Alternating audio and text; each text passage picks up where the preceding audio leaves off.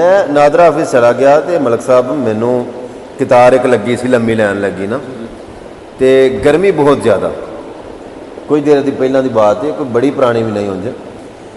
तो अंदरों ना उन्हें वेख लिया जिहड़ा कुर्सी के उत्ते बैठा से, मैं हुण उहदा नाम नहीं मैंशन करना चाहता विच क्योंकि वह मामला रफा दफा हो गया।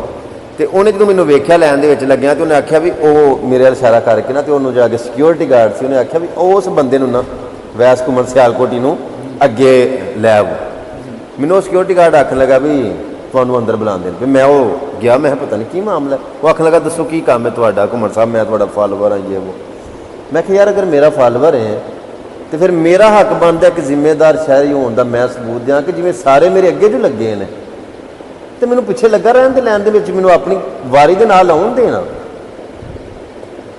जदों सच्ची गल करिए, जो ठीक गल करिए तो फिर फॉलोवर भी रुस जाते हैं, सच्ची मां रुस जाती है, भरा रुस जाते हैं, घर दे रुस जाते हैं। जे सच्ची गल करी मैं जो तू मेरा फॉलोवर है फिर मैनूं जिम्मेदार शहरी होने का सबूत देन दे, मैनूं लैन दे विच लगा रहन दे, तू एडा साहस ना मेरा कर। ज्यादा मुस्तहिक और हकदार होने जिहड़े मेरे तो पहलां बेचारे खलोते हैं, पता नहीं किदों किदों दे आके लैन दे विच खलोते हैं।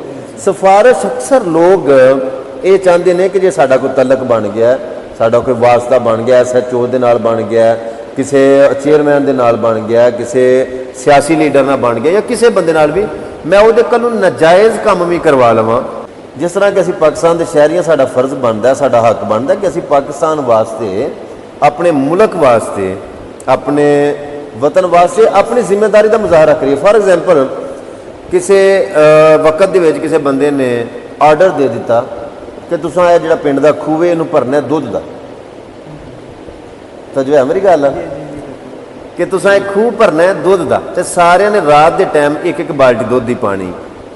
हुण मेरे वांगू तो कई सन जिहड़े नीयत दे मतलब खोटे, उन्हें आख्या यार सारिआं च दुध पाना है, असीं एक बाल्टी पानी की पा छड़ांदे, साडी बाल्टी की पानी का की पता लगना है कि पानी की बाल्टी का की पता लगना है कि बिच बई एक बाल्टी पानी की भी आ गई, सारा दुध जो होना है। दूजे ने भी यही सोचा कि यार सारिਆਂ दुध पाया होना है, मेरी एक पानी की बाल्टी का की पता लगना है। तीसरे ने भी यही सोचा कि यार सारे पिंड ने खूह भरना है तो बाल्टी बाल्टी दुध की पाई है, मेरी एक पानी की बाल्टी का की पता लगना है। हत्ता कि रिजल्ट ये निकलिया कि जो सुबह हुई तो गए वेखन दुध का खूह, कि खूह सारा दुध का भरिया होना तो सारा पानी का भरिया।